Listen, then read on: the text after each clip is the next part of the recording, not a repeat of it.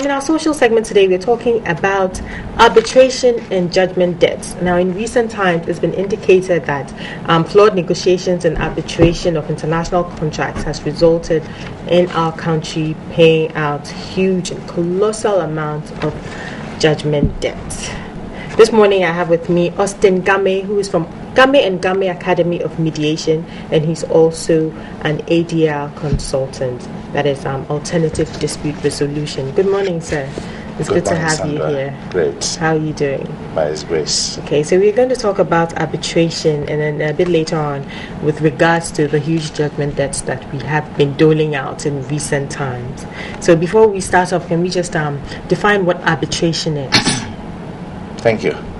Arbitration is actually one of the ADR families that people who are in dispute or have some concern about a case between the two parties as a means, if you like, as a conduit to resolving that dispute or that case between the two parties.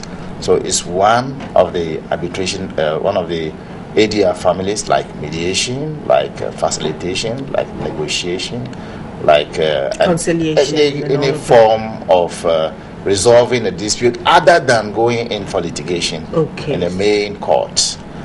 So that is the reason why arbitration also stands out.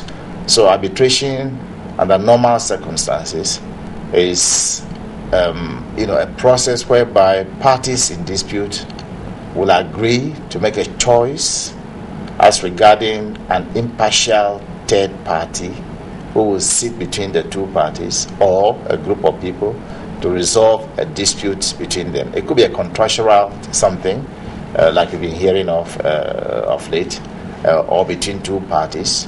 Normally, especially in business, maybe labor relations, maybe some kind of boundary dispute between two parties, and so forth and so on. So it's consensual, it's not acrimonious. No, the two parties agree. Yes, it may not necessarily be consensual like mediation, but it's a way of settling, of finding ways and means of resolving or agreeing to a kind of binding agreement between the two parties. Okay, so do they agree to this arbitration before the dispute arises or after the dispute has arisen? Could be one of two, but the popular one is that there will be an agreement sitting between the two of us that, look, in the unlikely event of a dispute arising between the two of us as a result of failure to respond to this or that, or failure to do A, B, C, D, we might have to resort to arbitration. Okay. That is their choice. Right. And so it would have been fixed into the agreement that is between the two parties before the dispute may occur. Okay. But why would people resort to arbitration instead of going through the normal channels such as the courts? And what are the advantages of arbitration? Huge advantage. More so with the other families. But in the case of arbitration, it's because it's a lot more easier to handle. It will not be a public issue per se. So it's a private. It's a private affair. Okay. Between, let's say, two people, that you have an impartial third party sitting between the two of you, helping you to find a solution. And there are several facets, several directions that you can go. It may not be the whole issue. It may be just a small segment of the whole matter between the two of you. That little segment that the two of you agrees to be the one that you should be assisted to resolve, that is the one that they will handle between the two of you. It may be the whole matter between the two of you, and so it's private, it's faster as compared to the normal legal process. The court can take you 15 years if you like. A court recently referred to me an arbitration. It's a land dispute between two clans. One of the high courts referred it, and it took us just some few days to have that matter resolved. Okay. So it's faster, it's cheaper, 3 years, 5 years, 15 years. You would have finished it in 3 days, 1 week, 2 weeks, maximum 1 month. And is the decision, or I think they refer to it as award, the award of the arbitrator. Yeah. Is it binding on the two parties? It's final. It's binding between the two parties. Is it enforceable? It's enforceable whether in Ghana or outside Ghana.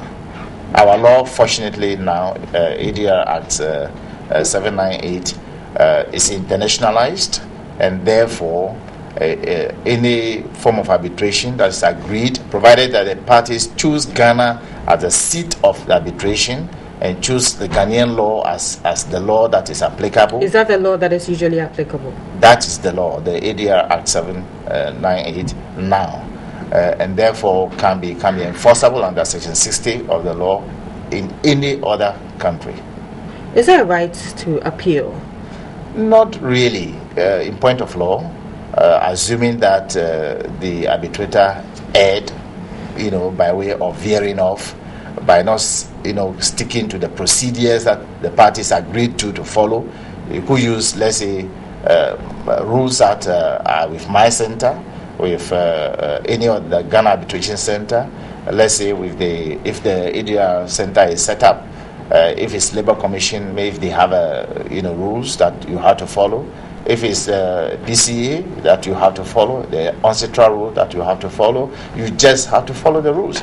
If the arbitrator veered off or traversed away from the rules, then definitely what will happen is that you can go dealing with that aspect of the rule, but you cannot throw away the entirety of the award. When it comes to the arbitrator, what's the mode of appointments? Because I'm imagining that there are two parties. So who appoints the arbitrator? What are the qualifications and all of that? Actually, there's a huge world of a difference between being, let's say, a lawyer and being a professional arbitrator or ADR practitioner. A world of a difference.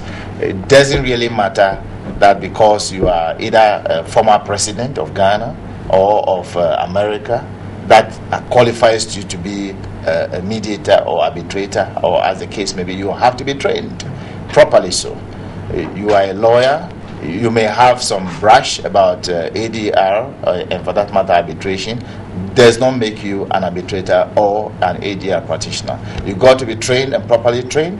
You must be professional and be a practitioner to be in that kind of field. But if it so happened that between the two of us there is an issue, it's either the two of us might have inserted it into the agreement already, that in the unlikely event of any such dispute, we might go to this body or this person, or we go to a court for the court to impose on us an arbitrator, or we'll go to a directory of arbitrators and make a choice of one. The choice is for the two parties. Is arbitration very common or popular here in Ghana? Are a lot more people resorting to arbitration instead of going to the law courts? People are not fully aware yet. However, of late, it's been quite forthcoming. People are beginning to, but the most popular one is actually mediation more than arbitration. But arbitration is being used by some of the business parties in the maritime industries, in the aviation industry. A lot more common in foreign countries. Ghana of late is being used. We have a commercial court. They try to use this method, but they don't go into the arbitration per se. But the actions smells like arbitration. So these are the kind of things that we Now, in recent times, a lot of people have been of the view that international arbitration has been very detrimental to the country with regards to the judgment debts that we've been paying out. What is your view on this? I'm not too sure that that kind of view is totally right. What, however, is curious that all of us must be finding out why all the time the PCA, the Permanent Court of Arbitration, when we have other forms of this is like we have, for instance, the London Court of Arbitration. We have the International Court of Arbitration. We have the International Center for Settlement of International Disputes, in London. And so I keep on, and we also have in Ghana here the ADR Act. People know Nana Dr. S.K.B. Asante, they know Mr. Gamey, they know a few other people, Professor Kofi Kumado and the likes. I wonder why we don't resort to inserting into our agreements that we have with foreign partners, as to why we cannot use Ghanaian arbitrators, or we cannot use the Ghanaian Arbitration Center, or we cannot use, let's say, Gamey, or use any other, or go to any other person. So it's quite curious. But reading between the lines, what I do know, and I say it in all humility, is this: many of the people who engage, on behalf of Ghana, they do not even understand the consequences of what they are doing. They sign an agreement without knowing the consequences. That's exactly what Dr. SKB said. Yes. They signed the agreement without knowing the consequences. They do not also seek advice from people like some of us to guide them into writing, because the genesis is that if you don't write the agreement well, you are in trouble to start with. So when the time comes and you are being pushed to the wall, you have no defense. So you think our problem has been the fact that the people who entered into negotiations or contracts were not fully aware of the consequences? If you say fully aware, it's not fine. About the arbitration, international arbitration. They simply lack knowledge. Let me be very brutal. Please. They lack knowledge. They lack appreciation of what is the consequences are. They don't have the skills and the humility to ask. If I don't know something, what a beef is it that I shouldn't ask you when I know that you know it? It doesn't really make any difference. So ask from somebody who knows about these things to guide you as to how to enter into this kind of agreement. And should it happen that the people are, peeved about it and they want to take an action, ask somebody who have knowledge about these things to go and represent Ghana to do the negotiation, to do the arbitration, because there are steps that are to be followed, and you have to follow a certain kind of checklist to be able to go through. If I were, for instance, representing Ghana, and in the midst of the arbitration, I recognize that we really do not have, in fact, from the word go, I will know whether we have a case or we do not have a case. I will not accompany you to arbitration when I do know very well that we're going to lose. I will negotiate a settlement agreement in a form of facilitation, in a form of mediation, and so forth and so on. So there are ways around it. Yes, there are ways we could have avoided some of these judgment debts. Yes. I'm so troubled and concerned for this country. Anytime I hear about these things, my friends ask me, are you in Ghana? Are you aware? Have they talked to you? And so forth and so on. It's quite a problem. I have an ongoing class now with Ghanaians, with Nigerians that are there, that we are leading. Professor Kofi Kumaro is teaching them arbitration, and I teach them mediation and negotiation and so forth. So it's really a problem that we are not consulting well. We are not checking out. Don't even consult me, but there are many people you can talk to. And so it's quite a problem. There are several ways and means, and our law is very good. Now we have a good law. It's internationalized, it's recognized outside, and it's right in it. So I do not see the reason why we should be suffering the kind of fate we are suffering at all. Could have avoided all of this. Thank you very much for your time this morning, Mr. Austin Gamey.